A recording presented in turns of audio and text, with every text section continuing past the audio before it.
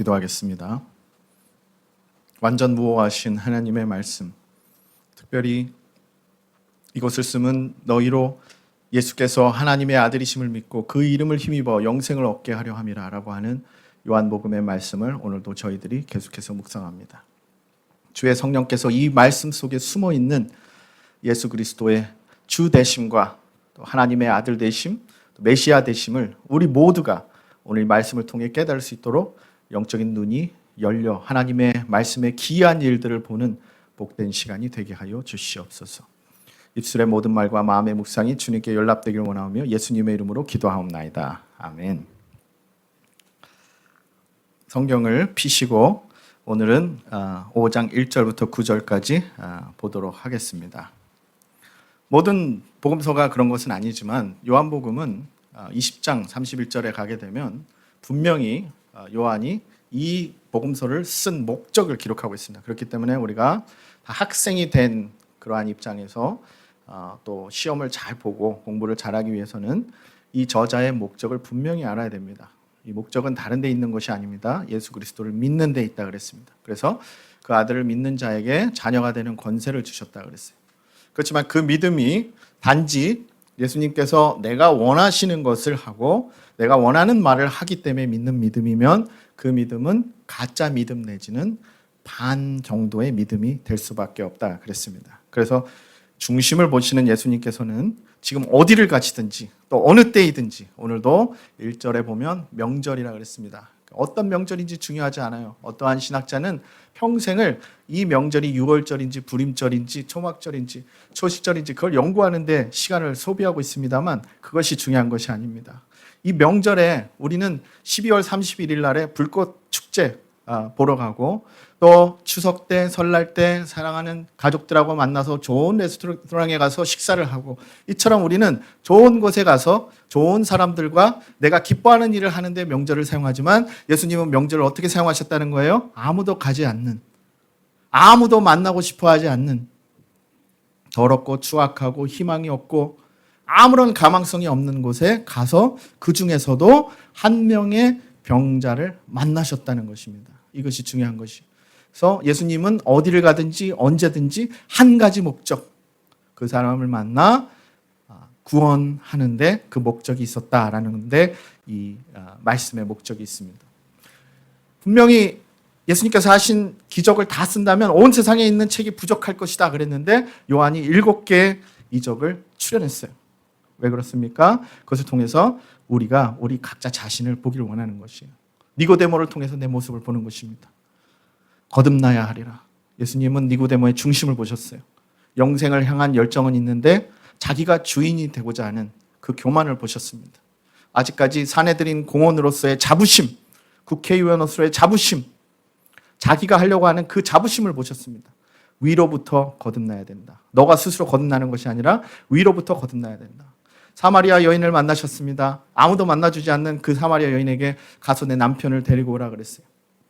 5명의 남편, 그리고 지금 살고 있는 그 남자, 6번째 남자, 그 여인의 문제를 해결해 줄 수 없었습니다. 계속해서 어떤 남성을 통해서, 이성을 통해서 자신의 배고픔, 또 목마름을 해결하고자 했던 이 여인의 마음을 보셨습니다. 왕의 신하를 만났습니다. 헤롯 왕의 신하에게 35km 떨어져 있었습니다만 내 아들이 살리라. 말씀으로 고쳐주셨어요. 이적과 기사로 고쳐주지 않으셨습니다. 그리고 그 왕의 신하의 믿음이 자라났고 그 가족이 믿게 되었습니다. 오늘 우리는 이 말씀을 시작하면서 인간의 사회에 이 불가능함과 또 희망 없음을 보게 됩니다. 38년이나 된 병자가 베데스다 못에 버려져 있는데 예수님께서 그를 직접 찾아오셨습니다. 사마리아 여인도 예수님을 만나리라 꿈도 못 꿨어요. 예수님께 가리라 마음도 먹지 않았습니다. 예수님이 찾아오셨습니다. 이 38년 된 베데스다 병자도 마찬가지였습니다.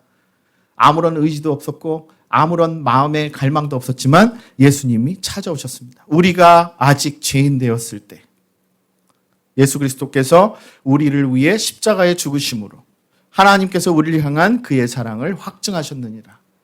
우리가 하나님을 막 갈망하고 하나님을 막 찾아다녔을 때 예수님이 우리에게 오신 것이 아니라 우리가 찾지도 않았을 때, 우리에게 마음도 없었을 때 무조건적으로 하나님께서 우리에게 아들의 모습으로 찾아오셔서 우리를 일으켜 세워주셨다는 거죠. 그것이 바로 요한이 이 말씀을 통해 우리에게 하고자 하는 그 핵심 메시지입니다. 북쪽에, 예루살렘 북쪽에 양들의 출입을 하는 양문 곁에 있는 베데스다 못이, 내가 명절 때 반드시 성전에 가려면 제물을 준비해 가야 되죠. 양이 가장 흔한 것이었습니다. 그곳에서 양도 팔고 또 그 양을 통과해서 베데스다 못에 가서 한번 씻어주고 성전으로 갔던 곳이에요. 그런데 요한복음 10장에 가니까 나는 양의 문이다, 예수님 말씀하고 있어요. 그러니까 양문 곁에 있는 베데스다, 그 베데스다라는 말의 뜻은, 베스라는 것은 집이라는 뜻입니다. 그리고 헤세드는 자비라는 뜻이에요. 그러니까 자비의 집입니다. 거짓말도 그런 거짓말이 없어요. 어째서 이 베데스다 못이 자비의 집입니까? 가끔 간헐천수로 말미암아 물이 솟는 일이 있었죠. 뜨거운 지하수와 수증기가 올라옵니다. 일정한 간격을 두고 주기적으로 분출합니다. 사람들은 1세기에 이렇게 부글부글 올라오기도 하는 그러한 온천수를 보고 천사가 내려와서 물을 동하게 한다, 움직이게 한다라고 생각했던 것입니다. 그것은 하나의 전설이었습니다. 그렇기 때문에 거기에는 아무런 가망성이 없는 소경, 절뚝발이, 혈기 마른 자, 불치병자, 그곳에 모여 있었습니다. 한번 생각을 해보십시오. 그것이 얼마나 비참한 곳이었겠습니까? 우리의 영적인 현주소를 보여주고 있는 것이, 우리는 우리 스스로 믿을 수 있고 우리 스스로 하나님을 찾아 내가 구원을 받았다고 생각하지만, 우리는 영적인 소경, 영적인 절뚝발이, 영적인 중풍병자, 아무것도 우리 스스로 할 수 없는 영적으로 사망한 자들이에요. 유대인의 명절을 지내시러 예루살렘에 가셨을 때 예수님은 다른 곳을 가지 않으시고 여기를 가셨습니다. 38년이나 알아 누워있는 사람이었어요. 태어날 때부터 알았다면 38살이었을 것이고 10살부터 알았다면 48살, 20살부터 알았다면 58살이었을 것입니다. 어떤 주석가는 이렇게 얘기합니다. 38년은 이스라엘 민족의 광야 40년을 가리킨다. 시내산에서 하나님의 율법을 모세를 통해 받고서 시내산에서부터 가나안에 들어가기까지 38년이라는 것이죠. 이스라엘의 역사를 대언하고 있습니다. 이스라엘이 자신의 힘 스스로 가나안 땅에 절대 들어가지 않았습니다. 하나님께서 구름 기둥과 불 기둥으로 인도해 주시고 죄를 지고 반역할 때도 용서해 주셨기 때문에 가나안 땅에 들어갈 수 있었던 것입니다. 그는 너무 자신의 처지가 비참해서 스스로 베데스다 못에 들어갈 수 없었습니다. 1등만이 들어갈 수 있는 곳, 1등만이 들어가서 치유받을 수 있는 곳, 그곳은 절대로 자비의 못이 아닙니다. 자비의 집이 아닙니다. 하나님의 법칙이 아닙니다. 힘센 사람, 빽이 있는 사람, 능력이 있는 사람, 스펙이 있는 사람, 돈이 있는 사람, 그러한 사람만 성공할 수 있는 이 세상을 상징하고 있는 것입니다. 메시아가 오기를 그처럼 기다리던 이스라엘이 우리가 계속해서 보고 있듯이 진짜로 메시아가 나타나셨는데도 못 알아보고 있는 것처럼 이 병자도 참으로 자신을 도와줄 분이 마침내 자기에게 찾아왔는데도 그를 알아보지 못하고 있습니다. 내가 낫고자 하느냐 물으시는 그분 앞에 제가 정말로 낫고 싶습니다. 주님, 저를 도와주십시오라고 대답하지 못하고 있습니다. 그리고 치유받은 후에도 나를 치유해 주신 분이 예수님이라는 사실조차 모르고 있습니다. 그에게는 믿음이 없었다는 증거예요. 여지껏 우리는 니고데모, 사마리아 여인, 또 왕의 신하를 통해서 믿음의 여러 형태를 살펴보았는데 요한이 5장에 와서는 아예 믿음이 없는 사람이라 할지라도 아예 믿음을 가지거나 내 힘으로 일어나거나 갈 수가 없는 상황에 있는 불가능의 불희망의 사람이라 할지라도 하나님께서 선택해서 무조건적으로 오셔서 그를 일으켜 세워준다라고 하는 그 놀라운 하나님의 은혜의 법칙을 말씀해 주시기 위해 우리에게 베데스다 못의 이 환자를 소개하고 있는 것이라 생각을 합니다. 자기 스스로 움직일 수 없습니다.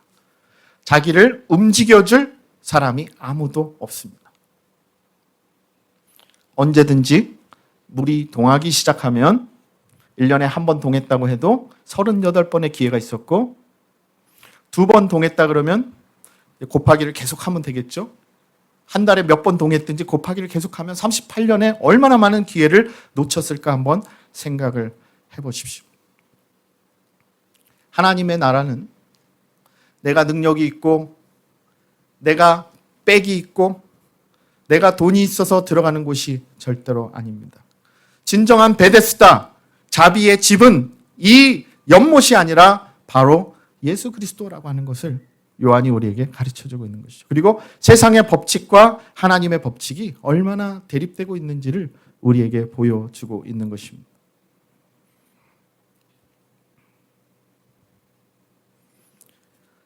아무것도 아는 것이 없고 아무것도 할 수 없는 그에게 예수님께서 직접 오셨습니다. 왜 그래도 조금 더 믿음이 있는 병자를 선택하지 않으셨을까요? 우리가 내 믿음 때문에 구원받았다라고 자만하는 일을 막기 위해서 이 말씀을 허락하지 않았나 그 생각을 하게 됩니다.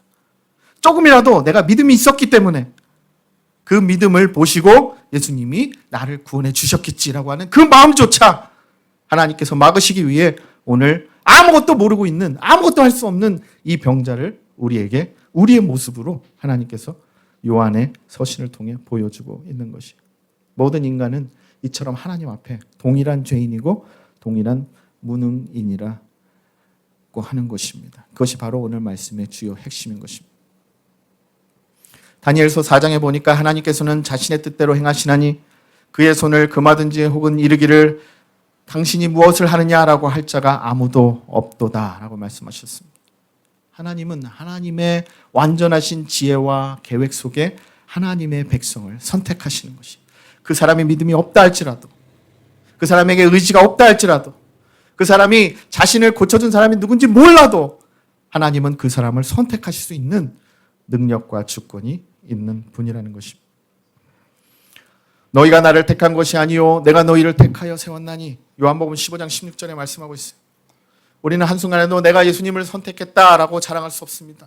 예수님이 우리를 선택하는 것입니다. 그리고 언제든지 우리는 나 같은 죄인 살리신 그 은혜 놀라와 주님께 하나님의 은혜를 찬양해야 하는 것입니다.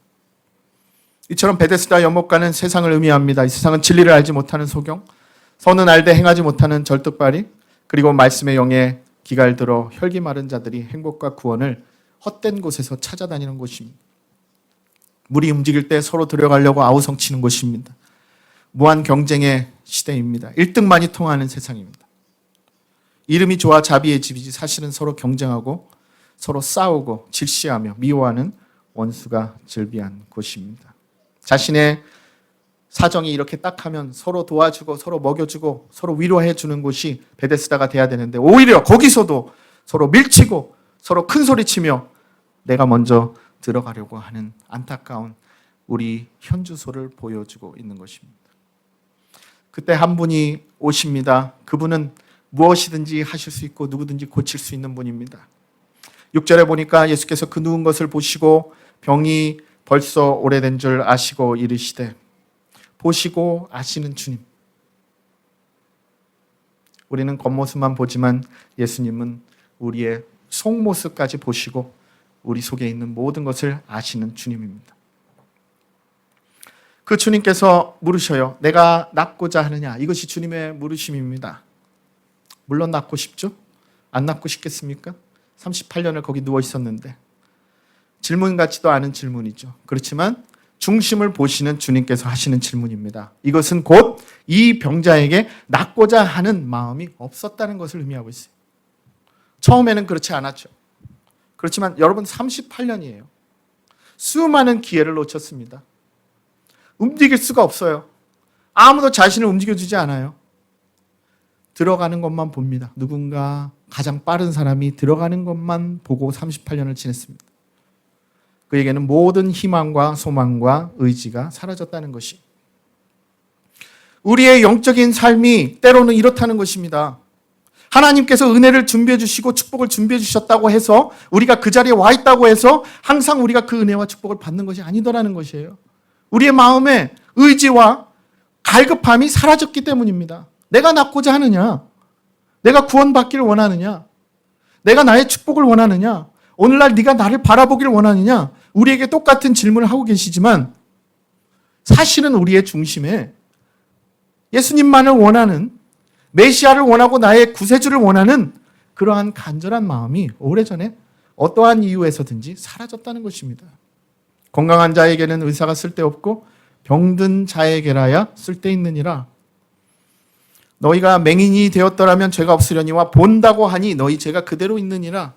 이것이 진짜 문제라는 것이죠. 예수님이 설사 참 하나님의 아들이시고 메시아인 것을 이 사람이 기적적으로 알았다 할지라도 그러면 저 좀 들어서 이 베데스다 못에 동할 때 넣어주십시오라고 외치는 게 우리의 간구라는 것이. 우리의 희망과 우리의 기대는 여전히 예수님이 아닌 그 베데스다 못의 전설에 있다는 것이에요. 아, 예수님이 여기 계시다면 저는 베데스다 필요 없습니다. 주님께서 말씀만 하시면 저는 한순간에 날 수 있습니다 라고 하는 간절한 마음과 믿음과 원함이 우리에게 없다는 것이에요. 병자가 대답하되 7절입니다.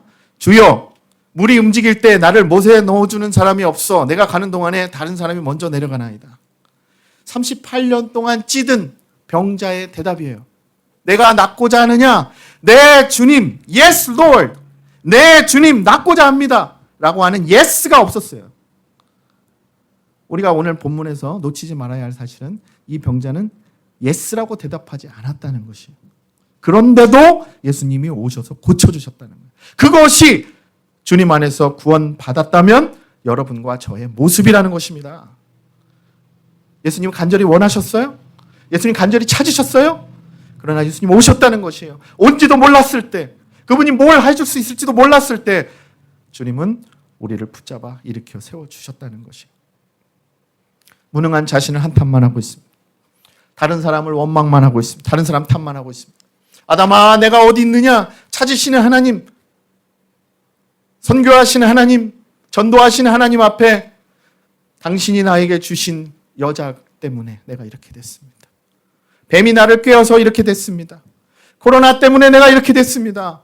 저 사람 때문에 내가 이렇게 됐습니다. 우리의 삶과 우리의 신앙생활은 무능한 자신과 못된 다른 사람과 환경을 탓하는 가련한 고백으로 가득 차 있다는 것이, 나를 못에 넣어줄 사람이 없습니다.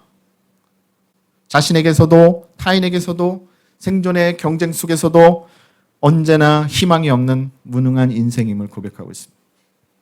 한 사람이 없어요. 나를 돌봐줄 한 사람. 가족, 친구, 친지 한 사람이 없는 외로운 사람이에요. 38년 동안 모든 희망의 줄을 놓아버렸다는 것입니다. 육신의 병으로 38년 앓고 있었던 것보다 더 깊은 심령의 병을 앓고 있었던 것이.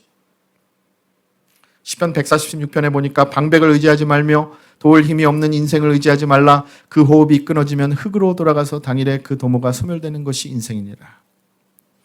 인생은 풀이요 영광은 풀의 꽃과 같아서 풀은 마르고 꽃은 떨어진다라고 말씀하고 있습니다.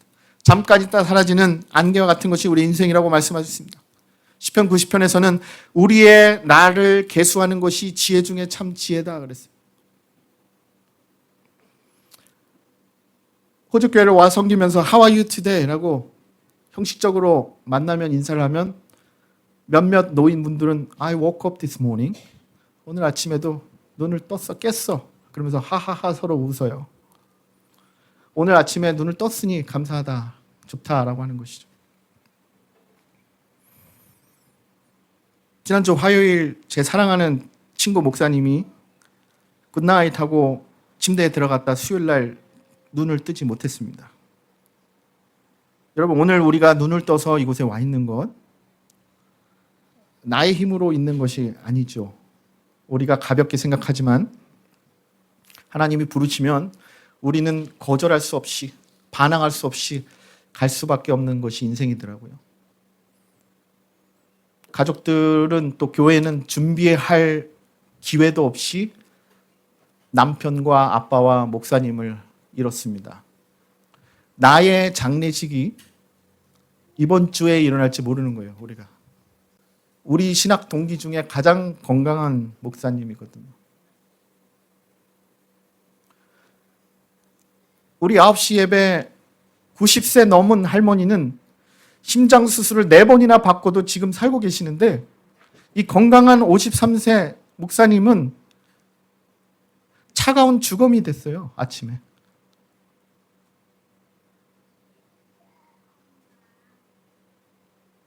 망연자실합니다. 황망하기 그지없어요.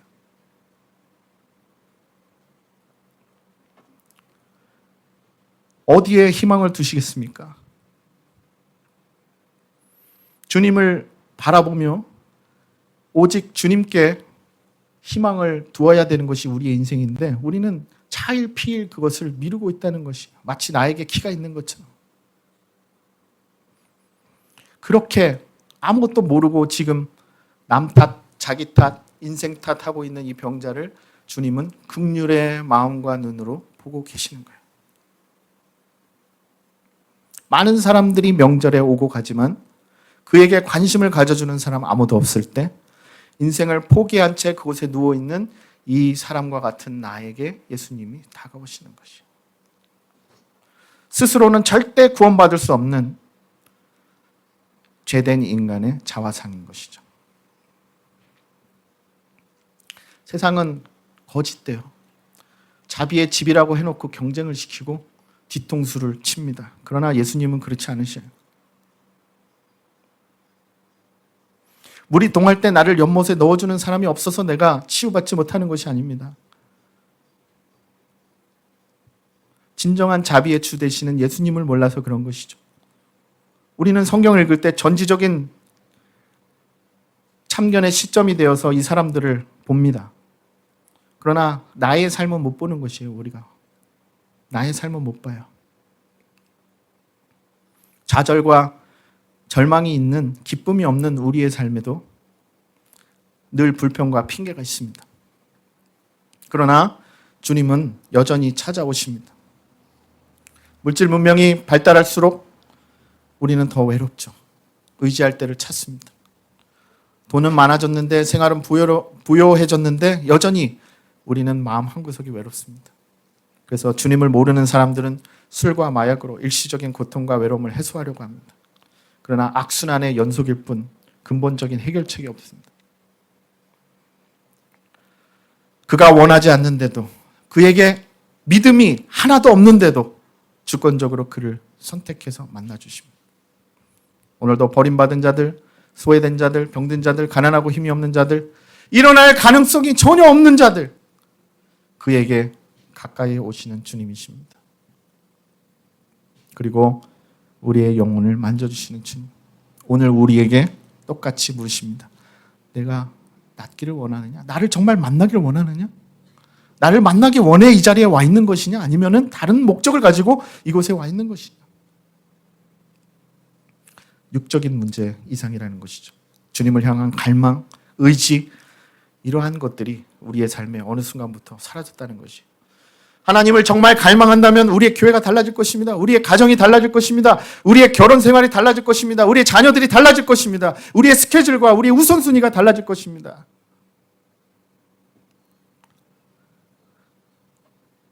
8절에 보니까 예수께서 이르시되 일어나 내 자리를 들고 걸어가라. 죽음의 문턱에서 생사가 오가는 절망의 나날을 보내고 있는 그에게 주님은 베데스다 연못으로 지금 내가 동할 테니 들어가라 라고 말씀하지 않으십니다. 손을 대고 안수도 하지 않으십니다. 진찰하지도 않으십니다. 다만 네가 일어나 네가 38년 동안 누워있던 자리를 들고 걸어라 라고 명령하십니다. 요한이 강조하고 있는 게 또 나오고 있죠.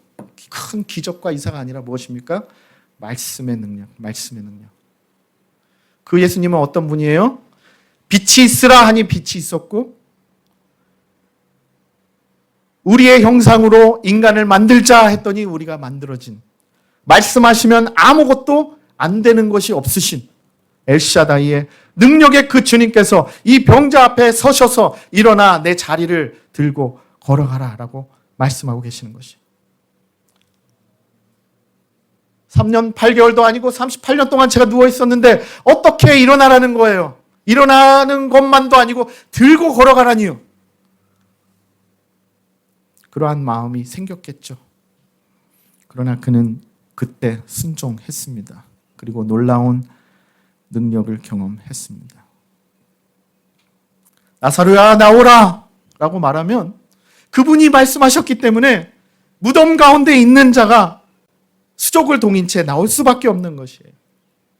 저는 지금도 홍성규 목사야 나오라 라고 주님께서 한 말씀만 해주셨으면 얼마나 좋을까라고 기대하고 있습니다만, 죽음과 영생의 문제는 절대로 우리의 소관이 아니고 우리가 죽음 문턱에 갔을 때 우리는 그때 비로소 영생을 심각하게 생각하게 되는 것이 인생이라는 것이.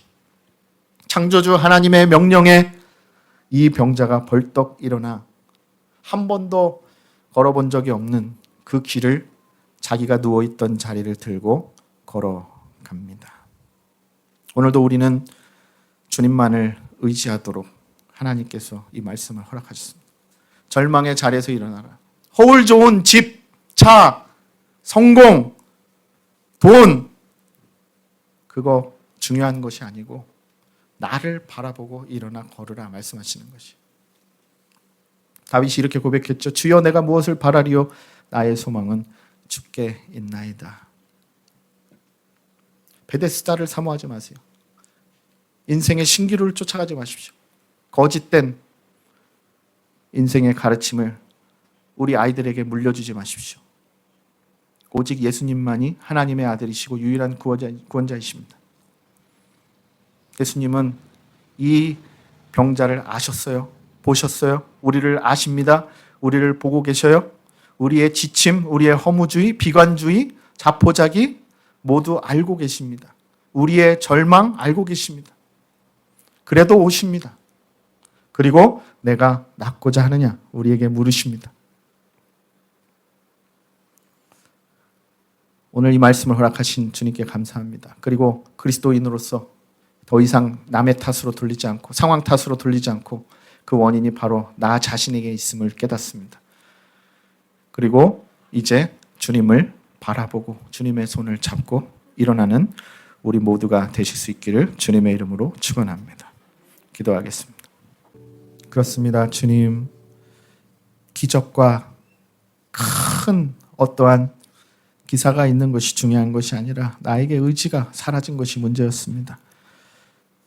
주님, 나의 마음도 보시죠. 나의 중심도 보시죠. 나를 불쌍히 여겨주시고 동정하시고 민망히 보시는 그 주님을 발견하기를 원합니다. 내가 겉으로는 멀쩡한 척하고 잘난 척하지만 내 속이 다 썩고 있는 것 주님 보시죠. 또 명절에 수백만의 사람들이 운집하고 즐기고 먹고 잔치하고 떠들썩한 그 모든 군중들을 뒤로하고 주님 소외되고 고통 중에 있는 이 사람 찾아온 것처럼 저를 찾아오셨죠. 그리고 찾아오실 것이죠. 감사합니다. 자리를 들고 걸어가라는 것은 남을 원망하던 그 자리를 이제 걷어치우라는 말씀이시죠. 이제는 다 내려놓게 하여 주시옵시고 이제 사탄의 자리에서 벗어나고 죄로부터 일어나 우리의 구세주 되시는 예수님만을 바라보고 걸어갈 수 있는 올 한 해 그리고 평생의 우리의 믿음의 삶이 되게 하여 주시옵소서. 나에게 생명을 주시기에 내가 찾지도 않았을 때 십자가를 지심을 감사드립니다. 아들을 희생하시기까지 우리를 사랑하시는 하나님의 사랑과 긍휼에 감사드립니다. 이 사랑을 진심으로 깨달을 때 내 자신이 살고 내 영생이 보장되는 것을 기억하고 주 예수 그리스도를 믿음으로 영생에 이를 수 있는 저와 우리의 가족과 우리 모든 교회 성도들이 되게 하여 주시옵소서. 그렇게 하실 주님을 찬양하오며 예수님의 이름으로 기도하옵나이다. 아멘.